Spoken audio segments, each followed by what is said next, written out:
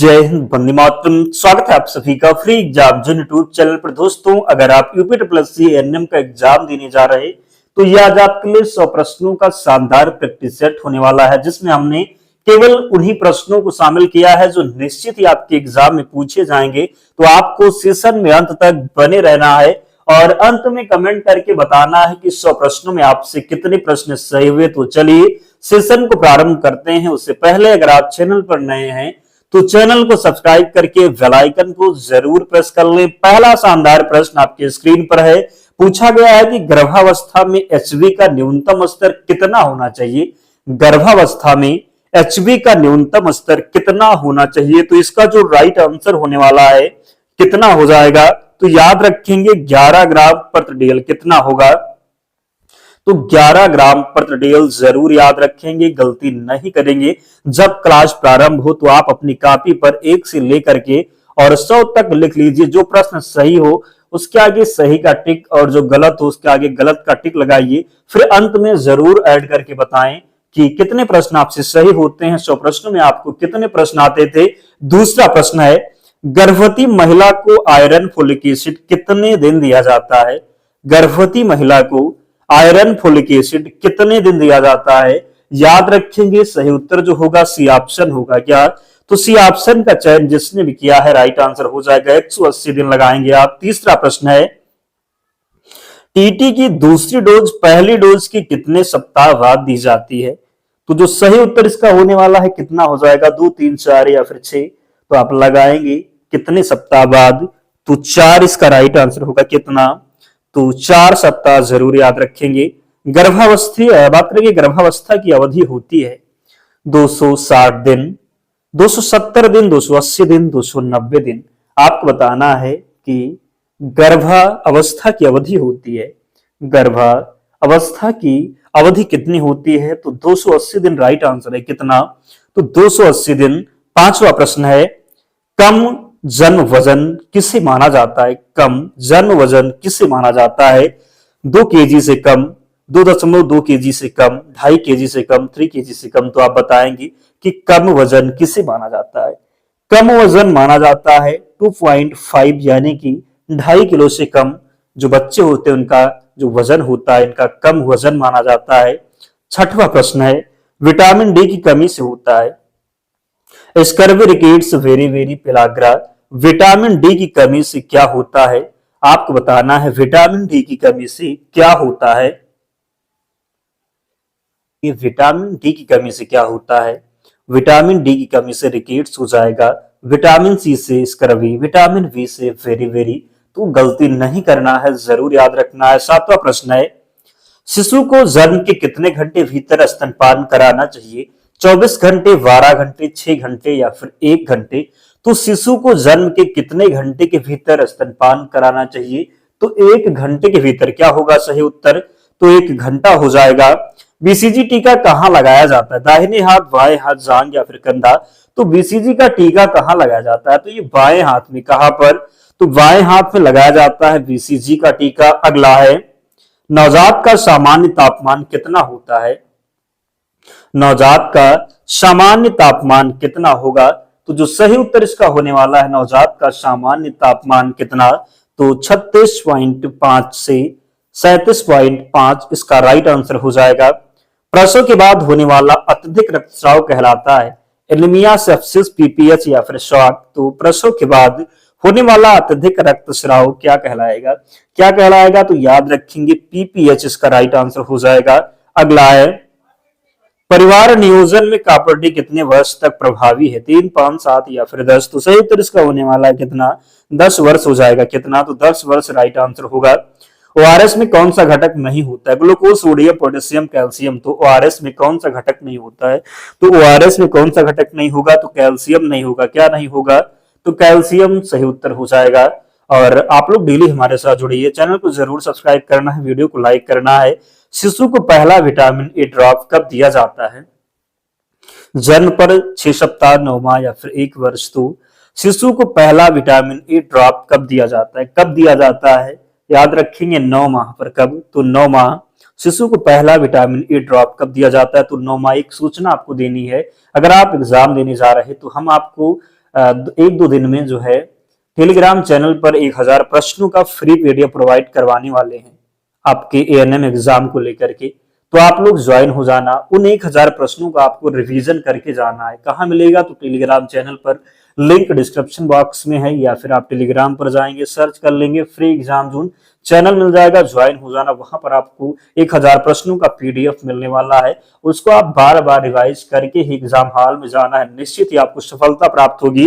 अगला है, राष्ट्रीय टीकाकरण कार्यक्रम में शामिल नहीं है वीसीजी, ओपीवी, हेपेटाइटिस बी, टाइफाइड। तो राष्ट्रीय टीकाकरण कार्यक्रम में शामिल नहीं है, क्या होगा? राष्ट्रीय टीकाकरण कार्यक्रम में शामिल नहीं है। सही उत्तर इसका हो जाएगा टाइफाइड। क्या होगा? तो राइट आंसर हो जाएगा टाइफाइड। क्या? तो सही उत्तर होगा टाइफाइड। अगला है, गर्भावस्था में उच्च बीपी कहलाता है hypotension, pre eclampsia, anaemia, sepsis. तो गर्भावस्था में उच्च बीपी क्या कहलाएगा? गर्भावस्था में उच्च बीपी प्री एक्लेम्पसिया इसका राइट आंसर हो जाएगा। नवजात शिशु की सामान्य श्वसन दर 20 से 30, 30 से 40, 40 से 60 या फिर 60 से 80। तो नवजात शिशु की सामान्य श्वसन दर कितना होता है? नवजात शिशु की सामान्य श्वसन दर की बात करेंगे, कितना? तो 40 से 60। कितना? तो 40 से 60 इसका राइट आंसर होगा। आयरन टेबलेट में आयरन की मात्रा होती है, आयरन टेबलेट में आयरन की मात्रा कितना? तो 60 mg हो जाएगा। कितना? तो 60 mg। कुपोषण का सबसे सामान्य कारण है संक्रमण, गरीबी, अशिक्षा, उपरोक्त सभी। तो उपरोक्त सभी हो जाएगा। क्या? तो उपरोक्त सभी आप लगाएंगे। अगला प्रश्न है, हमारा एक ही उद्देश्य है, क्योंकि आपके एग्जाम में समय बिल्कुल भी कम नहीं, बिल्कुल भी नहीं है, तो हमारा उद्देश्य ताबड़तोड़ रिवीजन करवाने का, बहुत कम समय में सबसे ज्यादा प्रश्नों से आप रूबरू हो, ताकि जब एग्जाम में प्रश्न पूछा जाए तो आप गलत ना करें। तो स्तनपान केवल कितने माह तक कराया जाता है? स्तनपान कराया जाता है कितने माह तक? तो याद रखेंगे 6 हो जाएगा। राइट आंसर कितना होगा? तो 6 माह। अगला है, टीटी, बात करेंगे टीटी टीका किस रोग से बचाता है? पोलियो, डिप्थीरिया, टेटनस, खसरा। टीटी टीका किस रोग से बचाता है? तो टीटी टीका बचाता है किस रोग से? तो टेटनस से। किससे? तो टेटनस से। अगला है, कुपोषण मापने का सबसे सरल तरीका, वजन, ऊंचाई, बीएमआई, एमयूएसी। कुपोषण मापने का सबसे सरल तरीका की बात करेंगे तो राइट आंसर क्या होगा? कुपोषण मापने का सबसे सरल तरीका हो जाएगा क्या? तो एमयूएसी। क्या होगा? तो एमयूएसी। अगला है, विटामिन सी की कमी से scurvy, rickets, very very, pellagra. तो विटामिन सी की कमी से क्या होता है? विटामिन सी की कमी से क्या हो जाएगा? तो विटामिन सी की कमी से स्कर्वी होता है। क्या? तो स्कर्वी विटामिन सी की कमी से। शिशु को खसरे का टीका कब दिया जाता है? 6 माह, 9 माह, 12 माह या फिर 18 माह। तो शिशु का खसरे का टीका कब दिया जाता है? शिशु को खसरे का टीका कब दिया जाता है? तो याद रखेंगे 9 माह पर। कब? तो 9 माह इसका राइट आंसर होगा। जननी सुरक्षा योजना का उद्देश्य मुफ्त दवा, संस्थागत प्रसव पोषण, टीकाकरण। जननी सुरक्षा योजना का उद्देश्य क्या हो जाएगा? तो जननी सुरक्षा योजना का उद्देश्य है क्या? याद रखेंगे संस्थागत प्रसव। क्या होगा? तो संस्थागत प्रसव इसका राइट आंसर होगा। गर्भावस्था में सामान्य वजन वृद्धि होती है तो 5 से 6, 7 से 8, 9 से 11, 12 से 15। तो गर्भावस्था में सामान्य वजन वृद्धि होती कितनी होती है? तो याद रखेंगे 9 से 11। कितना? तो 9 से 11 किलो। नवजात का पहला टीका कौन सा है? ओपीवी, बीसीजी, हेपेटाइटिस बी, तीनों। नवजात का पहला टीका कौन सा है? नवजात का पहला टीका है क्या? तो ओपीवी भी और बीसीजी, हेपेटाइटिस बी। तो आप लगाएंगे तीनों। क्या लगाएंगे? तो तीनों लगाएंगे। एनीमिया में एचबी कम होने से प्रभावित होता है हृदय, मस्तिष्क, ऑक्सीजन आपूर्ति, किडनी। एनीमिया में एचबी कम होने से प्रभावित होता है, क्या प्रभावित होगा? तो एनीमिया में एचबी कम होने से ऑक्सीजन आपूर्ति। क्या? तो ऑक्सीजन आपूर्ति प्रभावित होगी। आयोडीन की कमी से गलगंड, रतौंधी, स्कर्वी, रिकेट्स। तो गलगंड जिसको आप क्या कहेंगे? तो आयोडीन की कमी से गलगंड आप लगाएंगे। क्या लगाएंगे? तो गलगंड लगाएंगे, जरूर याद रखेंगे। अगला है, प्रसव के बाद गर्भाशय का सिकुड़ना कहलाता है इन्वॉल्यूशन, ओवल्यूशन, फर्टिलाइजेशन, इम्प्लांटेशन। तो प्रसव के बाद गर्भाशय का सिकुड़ना कहलाता है, क्या कहलाएगा? प्रसव के बाद गर्भाशय का सिकुड़ना इन्वॉल्यूशन कहलाता है। क्या? तो इन्वॉल्यूशन इसका राइट आंसर हो जाएगा। परिवार नियोजन का स्थायी साधन है नसबंदी, कॉपर टी, ट्यूबेक्टोमी, वास्कोटोमी। तो परिवार नियोजन का अस्थायी साधन क्या पूछा गया है, तो अस्थायी साधन तो आप लगाएंगे प्रॉपर्टी, क्या लगाएंगे, तो प्रॉपर्टी लगाने वाले हैं आप। अगला है, प्रसव के बाद 24 घंटे में सामान्य रक्तस्राव की मात्रा होती है 100 ml, 250 ml, 500 ml, 750 ml। तो प्रसव के बाद 24 घंटे में सामान्य रक्तस्राव की मात्रा कितनी होती है, कितनी होती है, तो 500 ml। कितनी, तो 500 ml। नवजात का पहला मल कहलाता है फीसस, मिकानियम, डायरिया, कोलेस्ट्रम। तो नवजात का पहला मल क्या कहलाता है, नवजात का पहला मल मिकानियम हो जाएगा, क्या, तो मिकानियम। अगला है, कोलेस्ट्रॉल में प्रचुर मात्रा में पाया जाता है कार्बोहाइड्रेट, वसा, प्रोटीन व एंटीबॉडी, आयरन। कोलेस्ट्रॉल में प्रचुर मात्रा में क्या पाया जाता है, क्या पाया जाता है, तो याद रखेंगे प्रोटीन व एंटीबॉडी। क्या हो जाएगा, तो प्रोटीन व एंटीबॉडी। WHO के अनुसार शिशु मृत्यु दर किस आयु तक मापी जाती है, 6 माह, 1 वर्ष, 2 वर्ष, 5 वर्ष। WHO के अनुसार शिशु मृत्यु दर किस आयु तक मापी जाती है, किस आयु तक मापी जाती है, तो 1 वर्ष। कितना होगा राइट आंसर, तो 1 वर्ष हो जाएगा। IUCD डालने का सबसे उपयुक्त समय, गर्भावस्था में, प्रसव के तुरंत बाद, मासिक धर्म के दौरान, रजोवृत्ति के दौरान। IUCD डालने का सबसे उपयुक्त समय, IUCD डालने का सबसे जो उपयुक्त समय हो जाएगा ये मासिक धर्म के तुरंत, क्या होगा, तो मासिक धर्म के दौरान।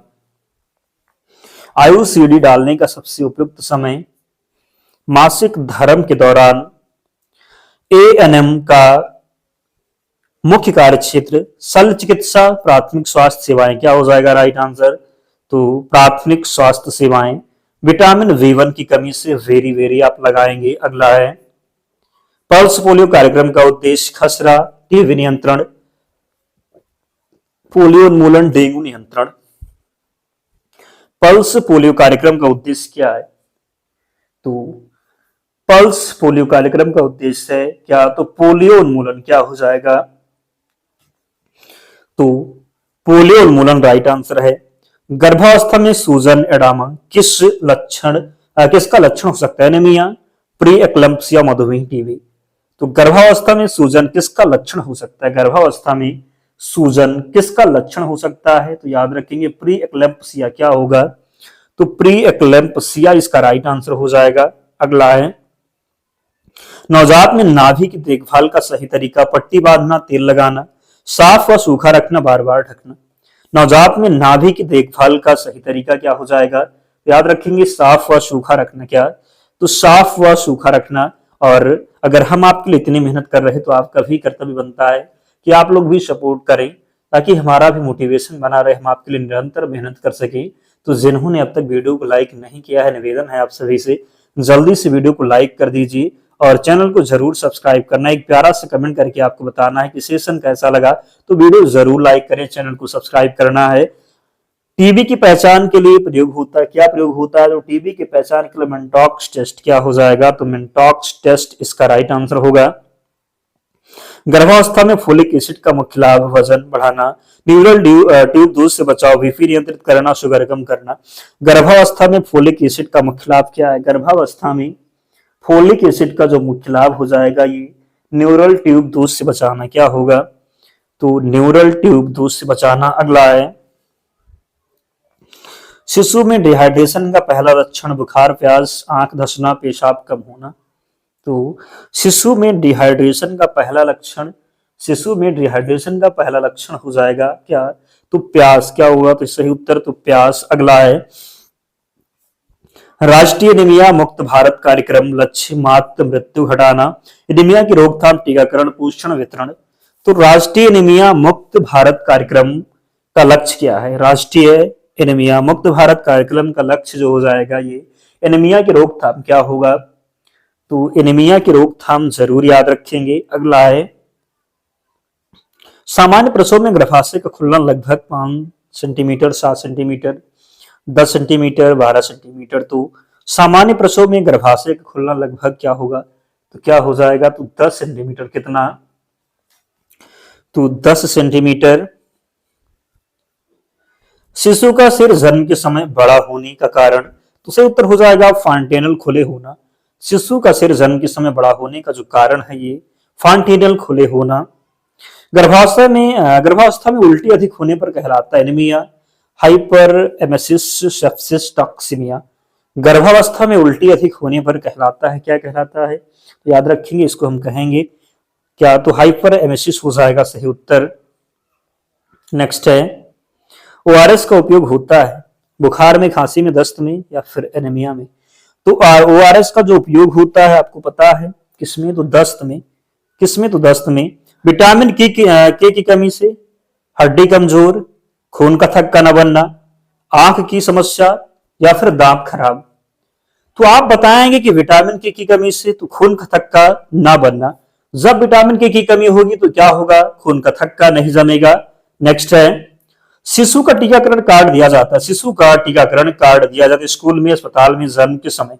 तो आप बताएंगे कि शिशु का टीकाकरण कार्ड दिया जाता है। शिशु का टीकाकरण कार्ड जो है जन्म के समय, कब? तो जन्म के समय जरूर याद रखेंगे। नेक्स्ट है, परिवार नियोजन का स्थायी साधन कंडोम, कॉपर टी, वास्कटॉमी, गोलियां। तो परिवार नियोजन का स्थायी साधन आपको बताना है, सही उत्तर हो जाएगा वास्कटॉमी। क्या? तो वास्कटॉमी इसका सही उत्तर होगा। नेक्स्ट है, खसरा रोग किस वायरस से होता है? एडोनो, रेट्रो, पैरामाइक्सो, राइनो। तो खसरा रोग किस वायरस से होता है? खसरा रोग होता है किस वायरस से? तो पैरामाइक्सो इसका राइट आंसर हो जाएगा। नेक्स्ट है, नवजात में पीलिया सामान्यतः कब दिखता है? जन्म के तुरंत, 24 घंटे के बाद, 7 दिन बाद, 15 दिन बाद। तो नवजात में पीलिया सामान्यतः कब दिखता है? कब दिखता है? तो याद रखेंगे कब? तो 24 घंटे बाद। कब? 24 घंटे बाद। आयरन का अवशोषण बढ़ाता है दूध, चाय, विटामिन सी, कैल्शियम। तो आयरन का अवशोषण बढ़ाता है कौन? आयरन का अवशोषण बढ़ाता है विटामिन सी। क्या होगा? तो विटामिन सी होगा। कुपोषण का गंभीर रूप अंडरवेट, स्टंटिंग, वेस्टिंग, मैरास्मस। तो कुपोषण का गंभीर रूप क्या है? कुपोषण का गंभीर रूप हो जाएगा मैरास्मस। क्या होगा? तो मैरास्मस होगा। प्रसव के बाद 6 सप्ताह की अवधि कहलाते गर्भकाल, शैशवकाल, प्रसूति काल, प्रसवोत्तर काल। तो प्रसव के बाद 6 सप्ताह की अवधि कहलाती है। प्रसव के बाद 6 सप्ताह की अवधि क्या? तो प्रसवोत्तर काल। क्या? तो प्रसवोत्तर काल। शिशु में सांस की तकलीफ का संकेत सांस रहना, छाती का धंसना, नींद या फिर हंसना। शिशु में सांस की तकलीफ का संकेत क्या लगाएंगे आप? आप लगाएंगे छाती का धंसना। क्या? तो शिशु में सांस की तकलीफ का संकेत छाती का धंसना। राष्ट्रीय स्वास्थ्य मिशन शुरू हुआ। राष्ट्रीय स्वास्थ्य मिशन शुरू हुआ कब? तो याद रखेंगे 2005 में। कब? तो 2005 में। मलेरिया फैलता है, मलेरिया किससे फैलता है? तो मलेरिया फैलता है एनाफिलीज से। किससे? तो एनाफिलीज। डेंगू किस मच्छर से फैलता है? डेंगू किस मच्छर से फैलता है? तो एडीज मच्छर से। किससे? तो एडीज मच्छर से। गर्भावस्था में मधुमेह कहलाता है। गर्भावस्था में मधुमेह क्या कहलाता है? तो गर्भावस्था में मधुमेह कहलाता है क्या? तो जेस्टेशनल डायबिटीज हो जाएगा। नवजात का सामान्य हृदय गति, नवजात का सामान्य हृदय गति 120 से 60। कितना? तो 120 से 60। शिशु को पूरक आहार कब शुरू करना चाहिए? शिशु को पूरक आहार कब शुरू करना चाहिए? तो राइट आंसर हो जाएगा 6 माह। कितना? तो 6 माह। नेक्स्ट है, आयुष्मान भारत योजना का उद्देश्य स्वास्थ्य बीमा हो जाएगा। आयुष्मान भारत योजना का उद्देश्य स्वास्थ्य बीमा। कंडोम का लाभ स्थायी एसटीआई से सुरक्षा, हार्मोनल शल्य। तो कंडोम का लाभ क्या होगा? कंडोम का लाभ हो जाएगा एसटीआई से सुरक्षा। क्या? तो एसटीआई से सुरक्षा। विटामिन ई की कमी से, तो विटामिन ई की कमी से क्या होता है? तो विटामिन ई की कमी से बांझपन। क्या? तो बांझपन लगाएंगे आप। अगला है, गर्भाशय का सामान्य आकार गर्भावस्था में बढ़ता है क्योंकि कोशिका संख्या बढ़ती है, कोशिका आकार बढ़ता है, दोनों या फिर कोई नहीं। तो गर्भाशय का सामान्य आकार गर्भावस्था में बढ़ता है क्योंकि क्यों बढ़ता है? तो आप बताएंगे क्या? तो कोशिका आकार बढ़ता है। क्यों बढ़ता है? तो कोशिका आकार बढ़ने के कारण। शिशु मृत्यु का प्रमुख कारण दुर्घटना, संक्रमण, कैंसर या फिर हृदय रोग। शिशु मृत्यु का प्रमुख कारण, शिशु मृत्यु का प्रमुख कारण हो जाएगा संक्रमण। क्या होगा? तो संक्रमण। प्रसव के समय दर्द का कारण गर्भाशय संकुचन, बीपी, शुगर, बुखार। तो प्रसव के समय दर्द का जो कारण बनता है आपको पता है क्या? तो गर्भाशय संकुचन। क्या हो जाएगा? तो गर्भाशय संकुचन। एएनएम का रिपोर्टिंग अधिकारी सीएमओ, एमओ, सीएचओ आशा। तो एएनएम का रिपोर्टिंग अधिकारी कौन होता है? तो एमओ। क्या हो जाएगा राइट आंसर? तो एमओ। विटामिन ए की अधिक मात्रा से रतौंधी, विषाक्तता, एनीमिया, रिकेट्स। विटामिन ए की अधिक मात्रा से क्या होगा? तो विषाक्तता। क्या? तो विषाक्तता। विटामिन ए की कमी से रतौंधी होता है, पता है आपको। शिशु का सिर पूरी तरह बंद होता है जन्म पर 6 माह, 1 वर्ष, 18 से 24 माह। शिशु का सिर पूरी तरह से बंद होता है, शिशु का सिर पूरी तरह से बंद होता है 18 से 24 माह। क्या हो जाएगा? तो 18 से 24 माह। टीबी का पूर्ण उपचार 3 माह, 4 माह, 6 माह या फिर 9 माह। टीबी का पूर्ण उपचार की जो अवधि है कितनी है? तो टीबी का पूर्ण उपचार की अवधि कितनी है? याद रखेंगे 6 माह। कितनी है? तो 6 माह। डब्ल्यूएचओ का पूरा नाम, डब्ल्यूएचओ का पूरा नाम क्या है? तो डब्ल्यूएचओ का पूरा नाम है वर्ल्ड हेल्थ ऑर्गेनाइजेशन हो जाएगा। डब्ल्यूएचओ का पूरा नाम वर्ल्ड हेल्थ ऑर्गेनाइजेशन। एक प्रश्न आपका ऑफलाइन कमेंट के लिए क्या बताएंगे कि डब्ल्यूएचओ की स्थापना कब हुई? डब्ल्यूएचओ की स्थापना कब हुई आपको कमेंट करके बताना है। नवजात में सेप्सिस का लक्षण, तेज रोना, दूध न पीना, हंसना या फिर खेलना।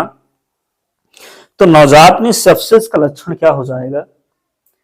दूध न पीना। क्या होगा? तो दूध न पीना। गर्भावस्था में अल्ट्रासाउंड का मुख्य उद्देश्य वजन बढ़ाना, भ्रूण की जांच, दर्द कम करना, बीपी जांच। गर्भावस्था में अल्ट्रासाउंड का मुख्य उद्देश्य क्या है? तो गर्भावस्था में अल्ट्रासाउंड का मुख्य उद्देश्य हो जाएगा भ्रूण की जांच। क्या होगा? तो भ्रूण की जांच। परिवार नियोजन का प्राकृतिक तरीका कैलेंडर विधि हो जाएगा। प्रश्न हमने पहले करवाया है। टीकाकरण से होने वाली बीमारी, एलर्जी, हल्का बुखार, टीबी, मलेरिया। तो टीकाकरण से होने वाली बीमारी, टीकाकरण से होने वाली बीमारी हल्का बुखार। क्या? तो हल्का बुखार। कुपोषण का संकेत नहीं है, कम वजन, सूजन, मोटापा, कमजोरी। कुपोषण का संकेत नहीं है। क्या नहीं है? तो याद रखेंगे मोटापा। क्या होगा? तो मोटापा। स्तनपान से मां को लाभ, वजन बढ़ना, रक्तस्राव कम, बीपी बढ़ना, थकान। तो स्तनपान से मां को लाभ। क्या होगा? तो स्तनपान से मां को लाभ, रक्तस्राव कम हो जाएगा। क्या? तो रक्तस्राव कम।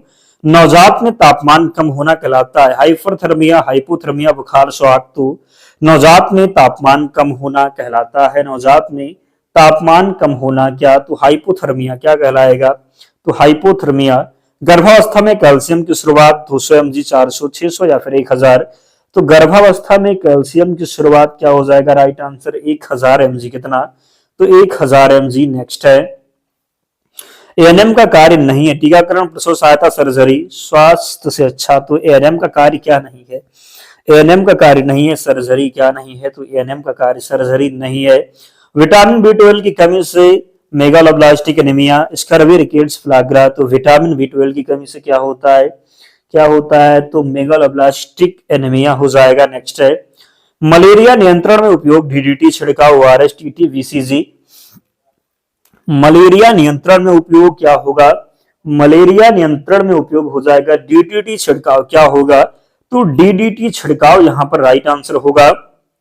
नवजात की त्वचा नीली होना कहलाता है पीलिया, साइनोसिस, एनीमिया, सेप्सिस। तो नवजात की त्वचा नीली होना कहलाता है, नवजात की त्वचा नीली होना क्या कहलाता है? तो ये साइनोसिस कहलाएगा। क्या? तो नवजात की त्वचा नीली होना कहलाता है साइनोसिस।